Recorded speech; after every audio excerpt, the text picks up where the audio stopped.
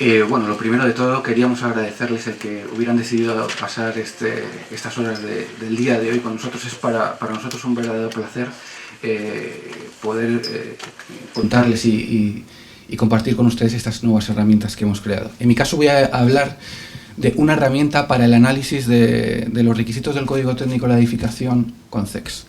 He dividido mi presentación en tres partes. Una primera parte con una breve introducción, que ya verán cómo se va a repetir todo lo que nos han ido diciendo los ponentes a lo largo del día de hoy, pero con una visión un poco especial. Quería aprovechar para recordarles de una forma muy rápida cuáles son los requisitos del Código Técnico de la Edificación desde el punto de vista práctico y cómo estos requisitos se pueden integrar después a la herramienta de CEX. Y al final, a mitad de mi ponencia aproximadamente, voy a salir de la presentación, voy a abrir un caso cualquiera en CEX y vamos a empezar a tocar cosas para que puedan ver cómo se maneja. Bueno, efectivamente, como ya se ha dicho, tenemos unas necesidades derivadas del sector residencial muy elevadas. Los edificios son los responsables de la mayor parte de los impactos ambientales que se generan en el planeta. Un tercio de los recursos naturales se consumen en el sector de la edificación. Y es que el 40% de la energía, como nos comentaban los anteriores ponentes, ese consumo se produce en el sector de la edificación. También aparecía esta gráfica, la mitad de ese consumo se produce en calefacción y refrigeración. Por lo tanto, es esta parte la que mayor potencial de ahorro tiene. No entro más en detalle. Sí que he cogido algunos casos particulares porque yo me quería comparar con mi casa y con mi coche. Llevamos viendo los ejemplos de la casa y del coche, entonces yo quería hacerme esa comparación a ver cómo estaba. Este es un informe que he sacado de IDAE donde nos da los consumos medios por vivienda en España. Es el análisis del consumo energético del sector residencial en España y entonces, evidentemente, dependiendo de la zona climática en la cual se encuentra el edificio, vamos a tener unos consumos u otros. Pero bueno, yo me gustaría que se fijasen de momento en que la media son 10.000 kWh metro cuadrado año, 10.000 kWh el consumo de un edificio medio en España. Me he dado cuenta que estoy dentro de la media, algo que ya sabía. Y es que la eficacia en el sector residencial, además de ser una oportunidad global como país para reducir la dependencia energética que tenemos como país, que nos decían anteriormente que era del 80%, es una oportunidad individual de cada una de las familias. Dedicamos mucha parte de nuestro esfuerzo económico a llegar a las condiciones de confort en el interior. Un hogar medio consume unos 10.000 kWh. Lo hemos visto en el informe del IDAE. Esto lleva unos importantes esfuerzos para mantener el interior de nuestras viviendas en un confort. Luego van a ver mi casa. Y evidentemente esto da lugar a apariciones de pobreza energética. Este es mi coche. Iba a haber cogido el de mi mujer, que es más nuevo, pero como es del grupo VAG, Volkswagen, Audi y tal, no me pareció muy propio. Entonces he cogido el mío, que es el que utilizo habitualmente, y es este. Y es que efectivamente, nos lo decían los anteriores ponentes, cuando comparamos la tecnología que integra un automóvil, mi coche me costó 18.000 euros. Me compré además el coche al mismo tiempo que la casa. Por la casa pagué, ya no quiero pensarlo, pero bueno, creo que unas 20 o 30 veces más, aquí en Madrid. Y cuando comparo la tecnología de mi coche y cuando llego a mi casa, es que los resultados son sorprendentes. Desde el punto de eficiencia energética, yo voy en mi coche y sé lo que consumo en cada momento. Y ya no solo eso, hoy en el sector de la automoción esa evolución ha sido tan grande que tenemos en la cabeza que el indicador de consumo de un vehículo y de eficiencia son los litros a los 100. Y si yo les digo que mi coche, que es verdad, consume 5,9 litros a los 100, pues todo el mundo tenemos un rango de magnitud. Si le digo que mi casa son 115 kWh metro cuadrado año, es muy posible que no sepamos de balancear.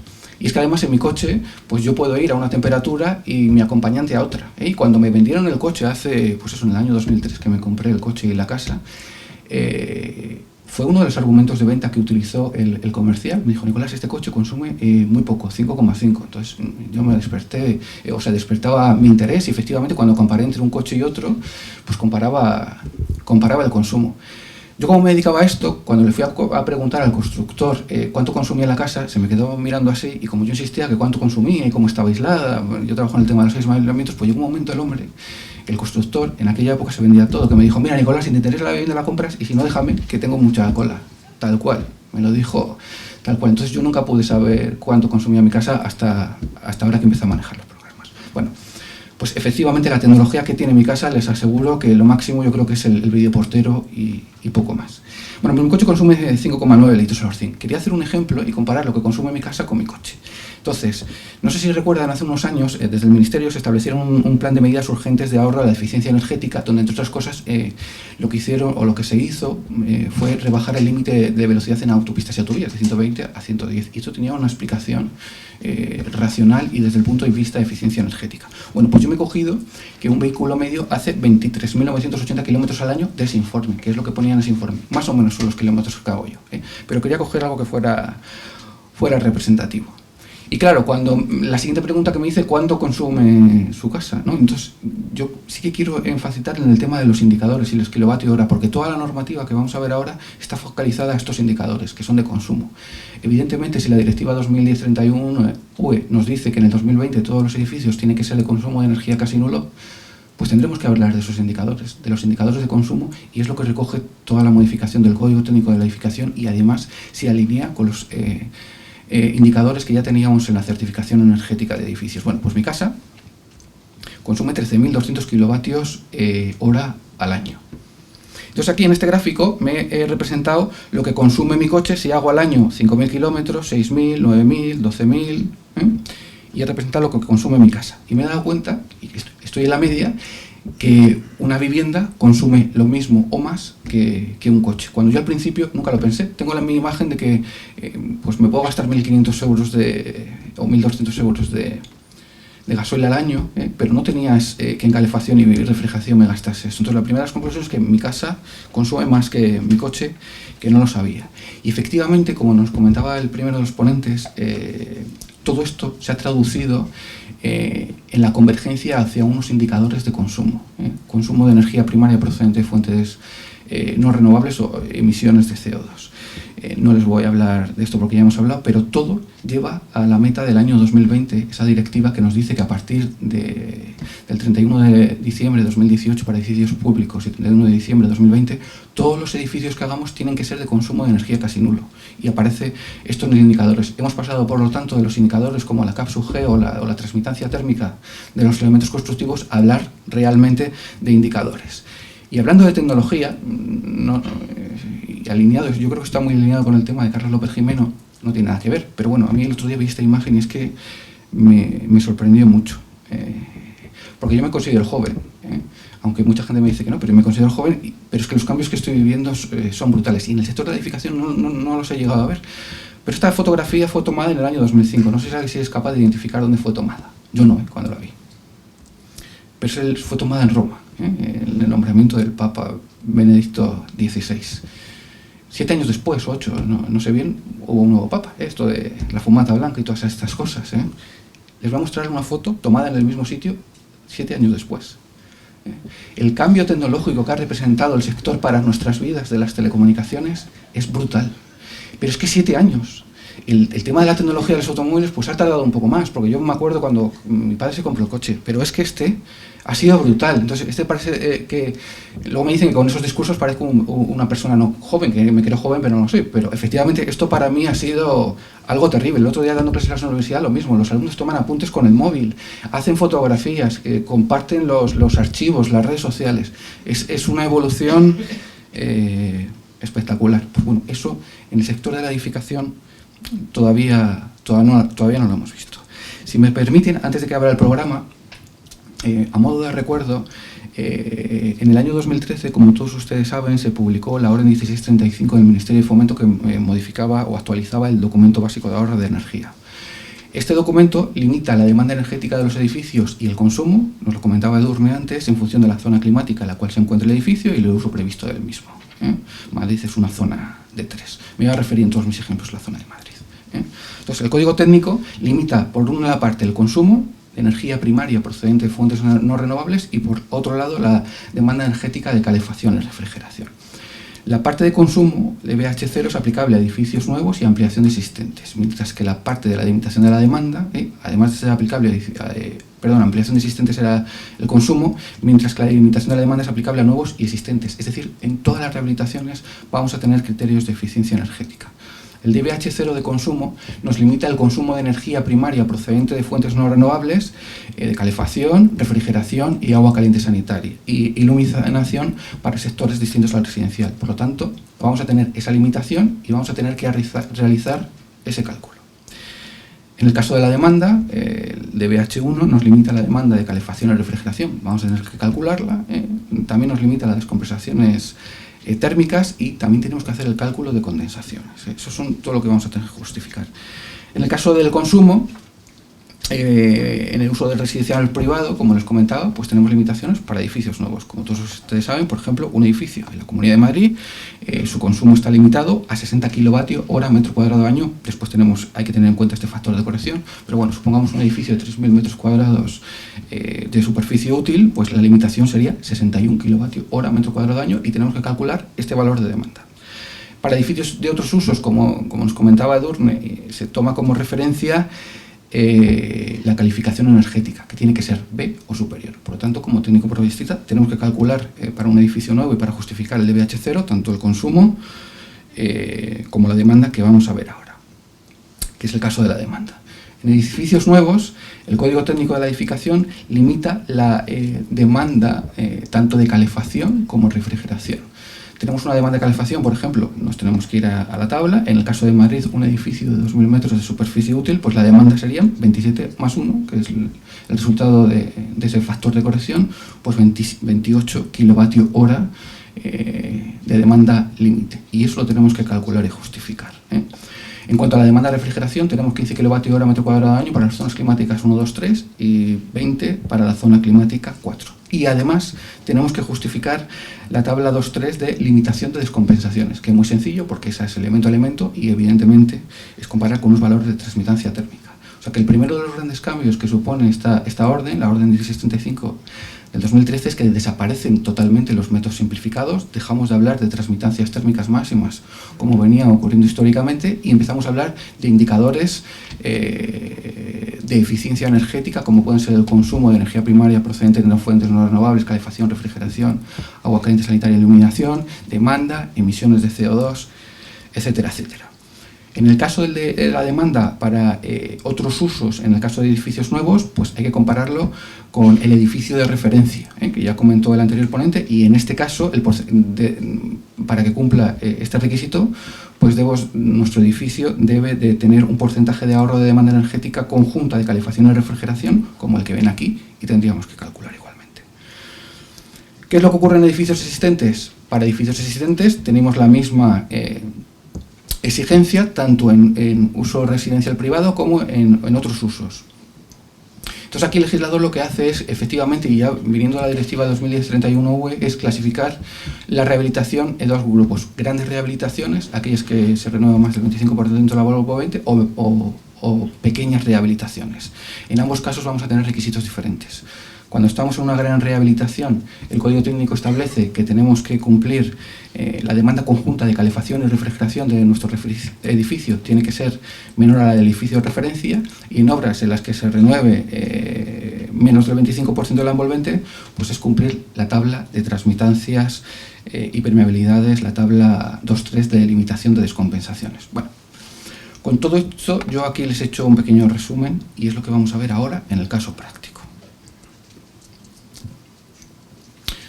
Por lo tanto, y esto también es un cambio fundamental, ya no hablamos de transmitancias térmicas elemento a elemento, hablamos de consumos y de demandas. Si queremos mejorar el consumo y la demanda de nuestro edificio, evidentemente, además de implementar estrategias sobre las calidades de la envolvente térmica del edificio, hay que empezar a aplicar otras estrategias, porque si no, nuestro edificio no va a cumplir. No sé si me va a dar tiempo, pero vamos a intentar cumplir un edificio código técnico y va a ser prácticamente imposible si este edificio no tiene unas características previas de partida. Lo que les quiero decir es que la arquitectura y la ingeniería van a empezar a jugar un papel fundamental. Además de colocar aislamiento en los edificios, hay que colocarlo bien y hay que diseñar bien el edificio para llegar a esos valores. Porque la demanda, además de la envolvente térmica, tanto de la parte opaca como la de la parte transparente, va a depender de la orientación del edificio. va a depender de los puentes térmicos, muy importante en edificios aislados. Hasta ahora es algo que no habíamos dado importancia, porque en un edificio mal aislado los puentes térmicos representan un porcentaje muy bajo, pero en edificios bien aislados los puentes térmicos pueden echar abajo todo el consumo, toda la demanda del mismo si no los hemos tratado bien. El factor de forma del edificio también es fundamental, la estanquidad. La estanquidad del edificio también va a ser una parte crítica si queremos llegar a que un edificio no consuma, la ventilación, etcétera, etcétera. Por lo tanto, el diseño es fundamental. Directamente yo les propongo pasar al caso práctico y circunscribiendo un poco el tema, pues efectivamente, ya nos lo comentaban los anteriores ponentes, el nivel de concienciación en otros sectores distintos al de la construcción pues ha sido mucho mayor sobre eficiencia energética. A todos nos viene el caso del de los electrodomésticos. Hoy todo el mundo, cuando va a comprar un electrodoméstico, nos fijamos, yo el primero, pues en que tenga una clase A o A++ o AR+. No sé lo que significa eso, la verdad, pero sé que es mejor que la B o que la C. Y si hacen la prueba cuando van a un centro comercial tipo, pues efectivamente es que ni siquiera hay electrodomésticos de la clase C o inferior. Es algo que el nivel de concienciación pues, ha sido mucho más elevado en otros sectores que el nuestro. En el año 2008, a través del Real Decreto 47/2007, como os comentaban, se exigió la certificación energética de edificios nuevos, y en el año 2013, a través del 235, pues se reguló también la de los edificios existentes. No voy a entrar aquí porque lo ha comentado Edurne sobre las herramientas de certificación. El complemento que yo les voy a comentar ahora para el código técnico se lo han entregado a la entrada en un USB y está a su disposición en este documento. Bien, pues yo creo que voy a abrir mi caso práctico. Voy a coger directamente el ejemplo que viene en CES y que ha estado utilizando Edurne. Bueno, como todos ustedes conocen, este edificio por eso lo he cogido. Es un edificio situado en Zaragoza, una zona climática que además es la misma que Madrid, que fue construido antes de los años 60 y por lo tanto anterior a cualquier normativa sobre eficiencia energética. Tiene una superficie útil habitable de 1.300 metros cuadrados, con un número de plantas habitables de 4 y 16 viviendas. Aquí, como ven, ya la nueva versión de CEX, trabajo sobre la versión 2.1, pues nos da las renovaciones por hora de 0,63 que comentaba Edurne. Bueno, este edificio es un edificio tipo de aquellos años y sus fachadas pues, están compuestas por un cerramiento de doble hoja con una cámara de aire intermedia. Este es el edificio típico. ¿Vale? Y con estas instalaciones que comentaba antes el anterior ponente. Bien, una vez tenemos nuestro edificio definido, el siguiente paso es hacer la calificación energética del proyecto. Quiero que se fijen en el dato del consumo, son 107 kWh metro cuadrado año. El Real Decreto 235 obliga a que junto con el informe de calificación energética de los edificios se entregue al propietario de la vivienda un informe de medidas de mejora.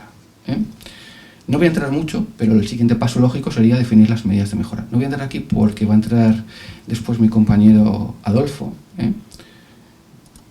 Pero lo siguiente que vamos a hacer es definir las medidas de mejora a través de este complemento, de una forma automatizada que yo simplemente lo voy a utilizar para medir. Como es un edificio de los años 60 y tenía una cámara y lo voy a rehabilitar, pues les voy a proponer realizar un insuflado en cámara. Aprovechando que tiene una cámara, vamos a realizar un insuflado.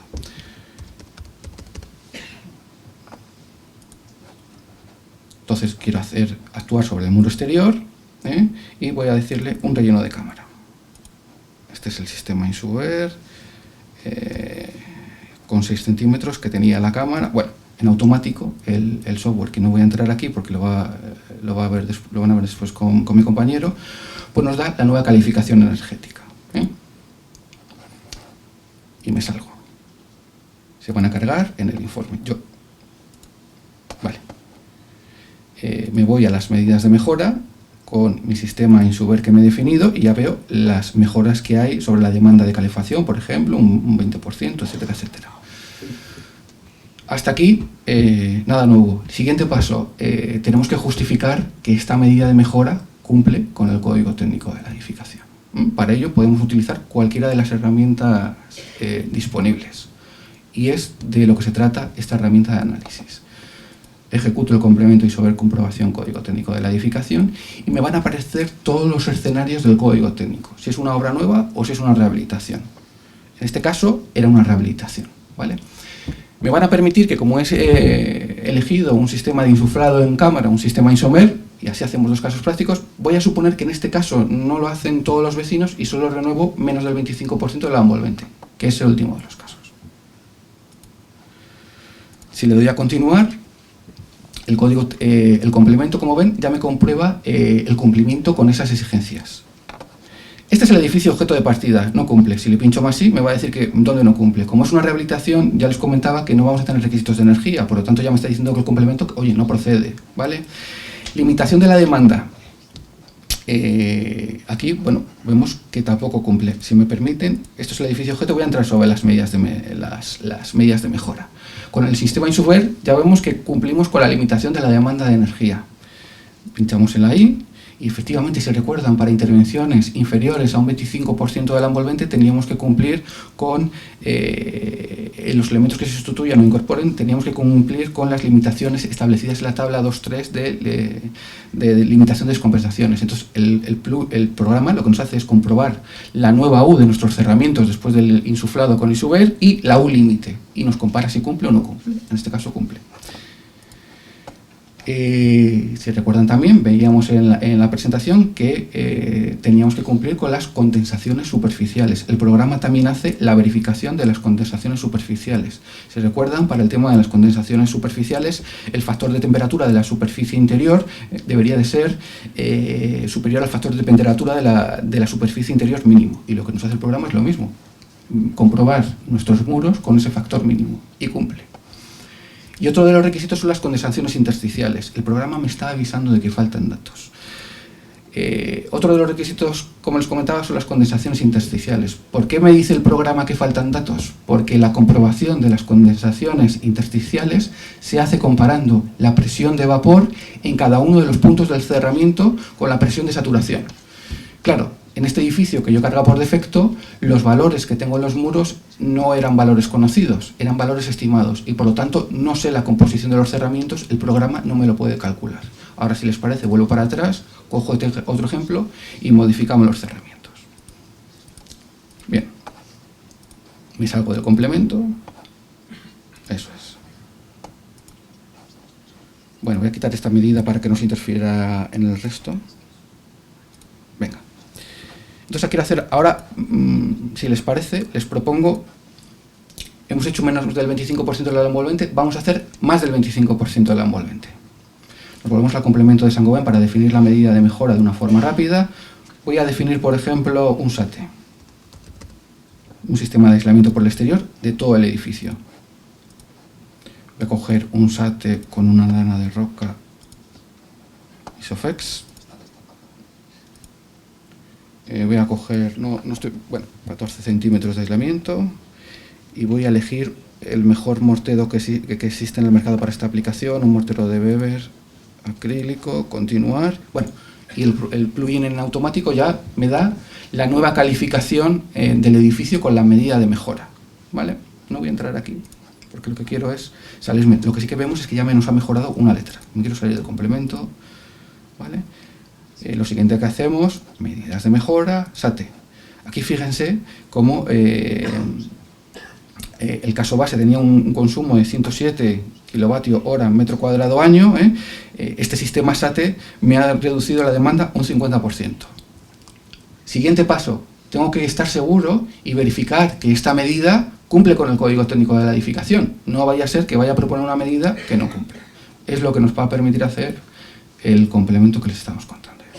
Lo mismo, es un edificio nuevo, es una rehabilitación, en este caso es una rehabilitación, y como hemos instalado un sistema SATE a través del exterior del edificio, esta es una obra de reforma en la que hemos tocado más del 25% de la envolvente. Seleccionamos esa opción y en automático el complemento, no cambian los muros, ahora los vamos a cambiar. En automático el complemento me dice, ¿cumple o no cumple?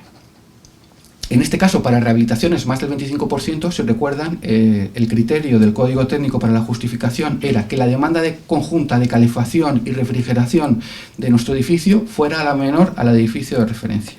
Como ven, el complemento nos está calculando la demanda conjunta del edificio de referencia, que en este caso son 75,1, y nos calcula la demanda conjunta de calefacción y refrigeración de nuestro edificio con la medida de mejora, que en este caso es 63,3, como es menor, pues nos está diciendo que cumple.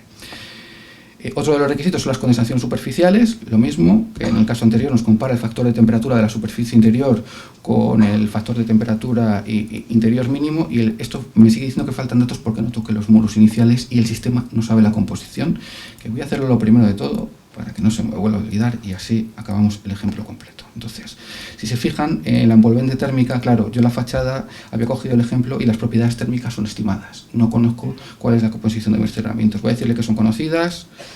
Me voy a la librería de cerramientos. Yo ya tengo aquí uno cargado para no estar aquí definiendo los cerramientos. Es un cerramiento como el que tenía originariamente, ¿vale? Entonces lo que voy a hacer es asignar ese cerramiento a todas las fachadas. La cubierta también, para que me haga el cálculo de la cubierta.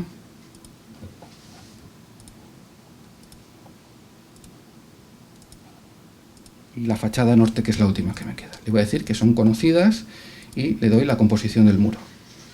Modificar, creo que ya lo he hecho todo. Bien. Complemento, isover comprobación código técnico, edificio existente, obra de reforma a la que se renueva más del 25%. Efectivamente ya me da que cumple. Ahora sí que es capaz de hacer el cálculo de las condensaciones intersticiales y me da que cumple. Entonces, puedo ir viendo cada uno de los requisitos en cada uno de sus apartados, de una forma muy sencilla. Además de esto, el complemento nos devuelve un informe con todos los cálculos que ha ejecutado y con la justificación de todos ellos. Lo ven aquí, partimos de los datos de CEX. En este caso el H0 no teníamos ninguna limitación, pues empieza con el H1 y aquí el complemento nos devuelve un informe realizado según el código técnico, justificando paso por paso cada uno de los requisitos, los cálculos y la fuente de datos que ha tomado en cuenta. Entonces, bueno, se trata eso, de una herramienta de análisis que nos va a permitir modelizar, no solo modelizar nuestros edificios desde el punto de vista energético, sino también nos va a permitir ver lo cerca o alejados que estamos del cumplimiento de los requisitos legales de una forma muy sencilla y muy rápida. Y yo creo que por mi parte es todo. Un segundo. Sí, para finalizar y dar paso al resto de ponentes, insistir en que tienen el complemento en el USB que hemos entregado, y me voy a ir porque mientras se las hablaba, me voy a la fotografía del inicio, y se me ha ocurrido cambiarla ahora con las cámaras termográficas que nos decía Carlos, y a lo mejor será el 2005, 2013, la siguiente presentación, estaremos todos con una cámara termográfica, no lo sé. Muchas gracias.